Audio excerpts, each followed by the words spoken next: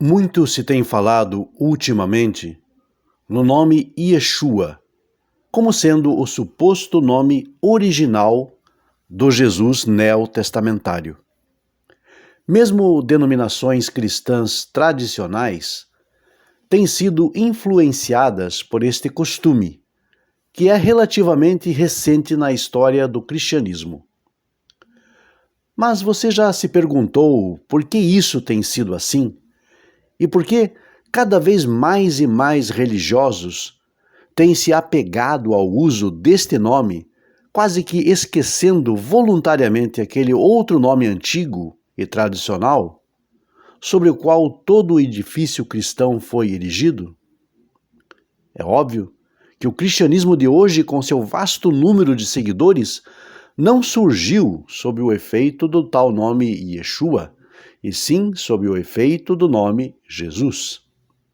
Desde o século I, foi apregoando o nome Jesus, do grego Jesus, que os cristãos primitivos ganharam terreno, desde a antiga Síria, Ásia Menor, norte da África e regiões costeiras da Grécia e da Itália, chegando até mesmo à capital do império, Roma.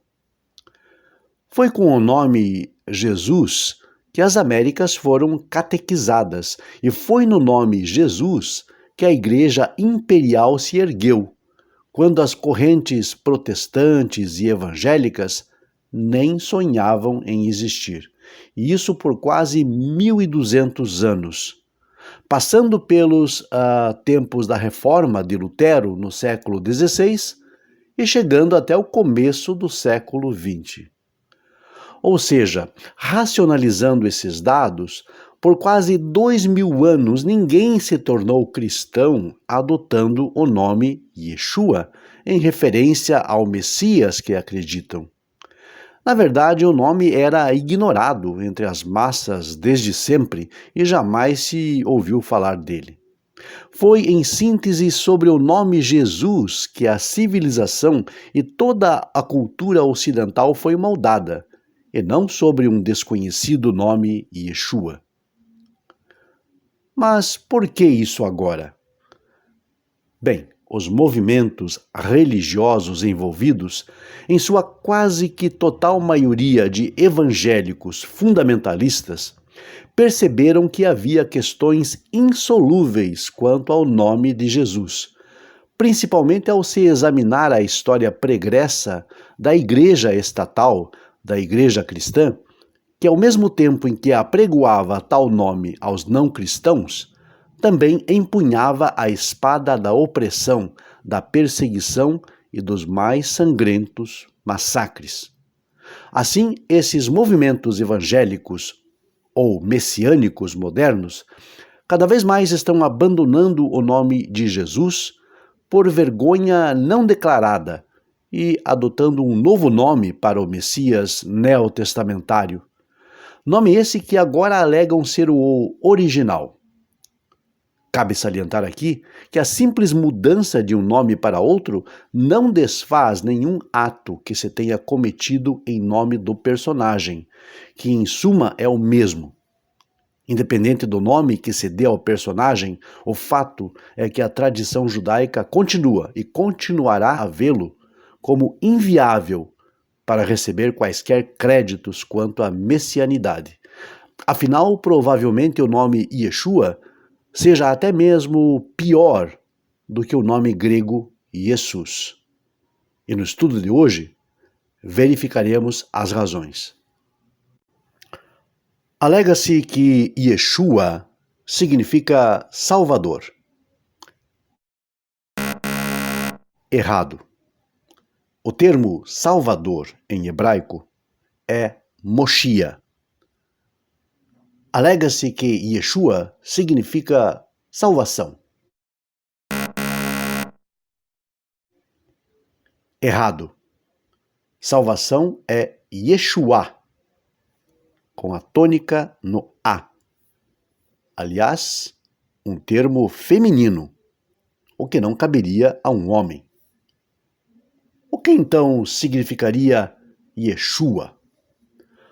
O radical do nome é Yud, Shin, Ain, e realmente está conectado à ideia de um derivado do verbo salvar, porém com nenhum sentido de alguém que promove salvação ou que seja a própria salvação.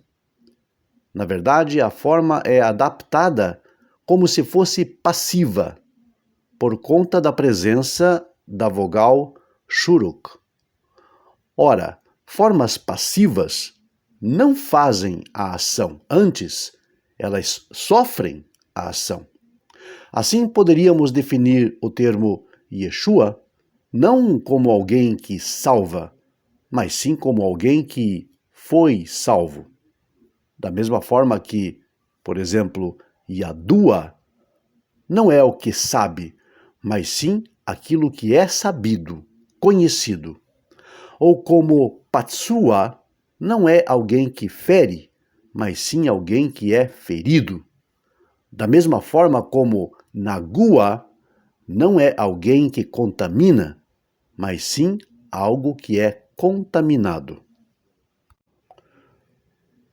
Juízes 3, verso 9.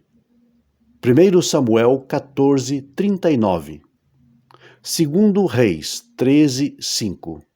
E Isaías 43, 3.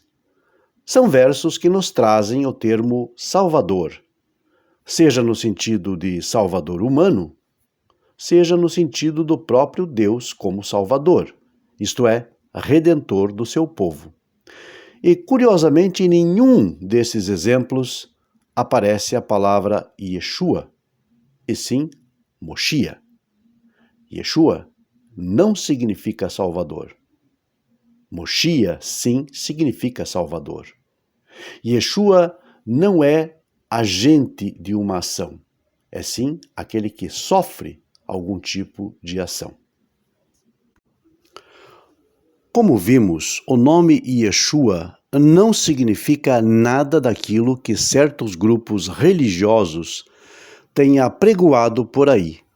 Não significa salvação e nem mesmo salvador. Quando muito, alude à ideia de alguém que foi salvo, isto é, de alguém que precisou ser salvo, ou seja, não o agente da salvação, mas sim aquele que a recebe.